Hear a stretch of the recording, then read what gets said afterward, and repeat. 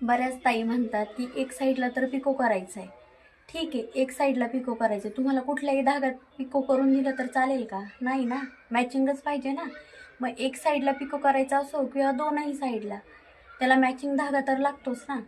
मग ताईंनो सांगा, तुम्हीच सांगा, आम्हाला परवडतं का ह्यात? नाही परवडत ताई. खूप आणि शिवाय आमच्या वेळेचं पण काही महत्त्व असतं की नाही?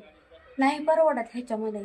बघा, हा जो फॉल आहे हा धुतल्याशिवाय, इस्त्री केल्याशिवाय यूज करता येत नाही.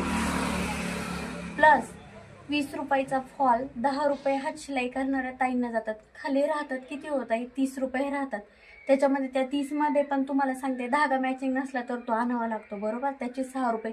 मान्य आहे, तुम्ही म्हणशाल की तो उरतो धागा, तुम्ही ब्लाऊजला यूज करता किंवा मग नंतर त्याचा यूज होतो. ठीक आहे ना, होतो नंतर यूज, पण त्यासाठी तो स्पेशल धागा आणावाच लागतो.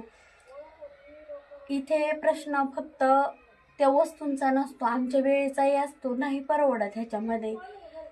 तर तुम्हीच सांगा, कोण कोण किती पैसे घेतं फॉलचे? आमच्याकडे तर 60च रुपये देतात, आणि त्यातही पण फक्त पिको करणाऱ्या पण फार काही बायका असतात, त्या तर खूप झिकझिक करतात. म्हणतात कशा, ह्या ताई 5 घेतात किंवा इकडे 5 रुपये घेतात एक साईडचे, तिकडे 5 रुपये घेतात. मग ठीक आहे, तुम्हाला जिकडून भेटते ना तुम्ही तिकडून घ्या. मला नाही परवडत, तसं मी नाही करू शकत ना तेवढ्या रुपयामध्ये काम.